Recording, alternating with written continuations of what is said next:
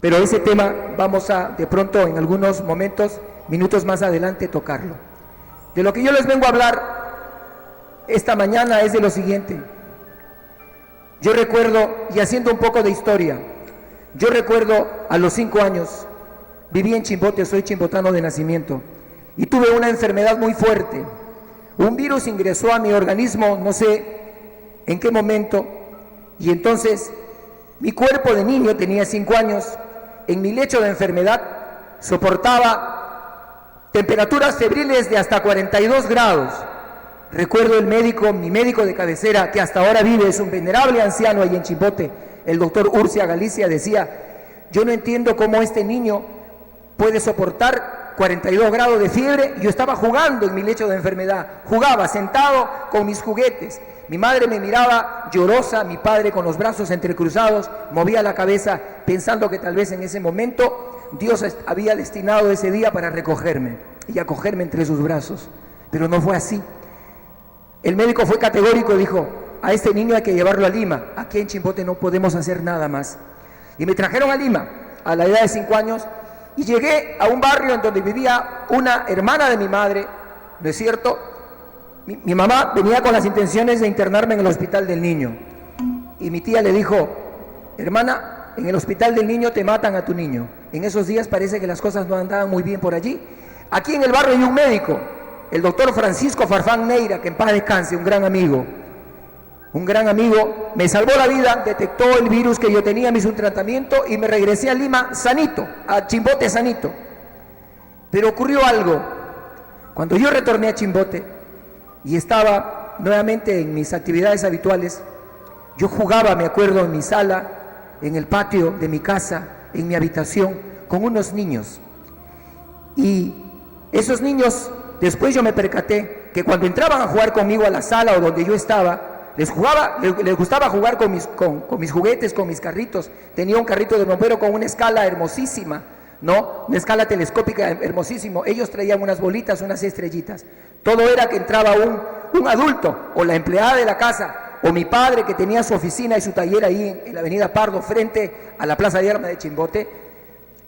Estos niños desaparecían en medio de los muebles debajo de las camas, y yo los llamaba. Mi padre me veía, me observaba, o la empleada me observaba, o ocasionalmente mi mamá trabajaba en el hospital La Caleta.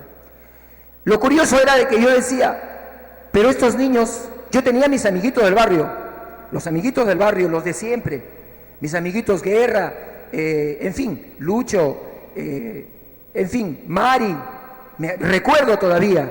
Yo decía: pero estos niños que están afuera no son los mismos que juegan conmigo aquí dentro de la casa.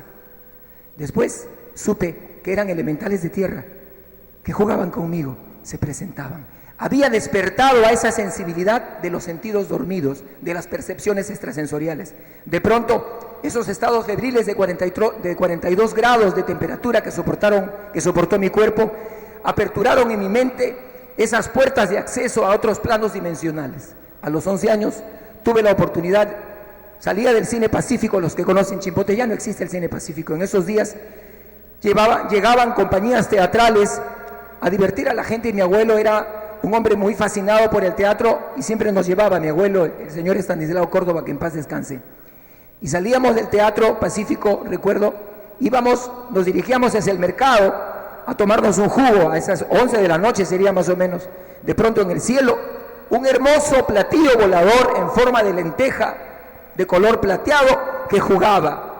Y mi abuelo me dice: mira, no mencionó la palabra ovni, mira, eso es un platillo volador. Estaba mi madre, mi padre, que en paz descansen, mis hermanas que hasta ahora viven. Y entonces yo le digo: ¿y qué hago, abuelito? Y me dice: pregúntale. Pero ¿y qué le pregunto? Ya no me contestó, y él siguió mirando al platillo volador. Comenzó a dar vueltas sobre sí, a emitir una serie de luces en su contorno, y se perdió luego en el horizonte. Esa fue la primera experiencia, ¿no es cierto?, del tercer tipo, de las denominadas de esa forma, que pude tener a esa corta edad. A los 14 años llegué a Lima. Mis padres me matricularon en el Colegio Nazareno, aquí en la avenida Brasil, del doctor Aurelio del Corral Salcedo.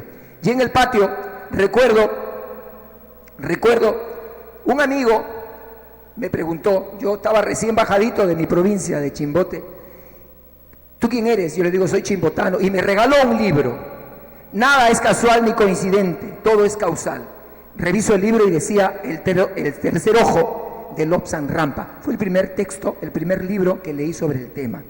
¿Qué era lo que pasaba cuando yo era niño? Yo veía pasar a personas por mi barrio, sentado ahí o jugando con mis bolitas o mi trompo en la puerta de mi casa, y veía pasar a personas caminando por encima, flotando más o menos a 10 a 15 centímetros del suelo y sin zapatos. Y a mí me causaba gracia a la edad que yo tenía, 5 o 6 años. Yo decía, el señor Pérez está caminando sin zapatos, ¿no? Y por encima del suelo está flotando, parece un angelito, decía.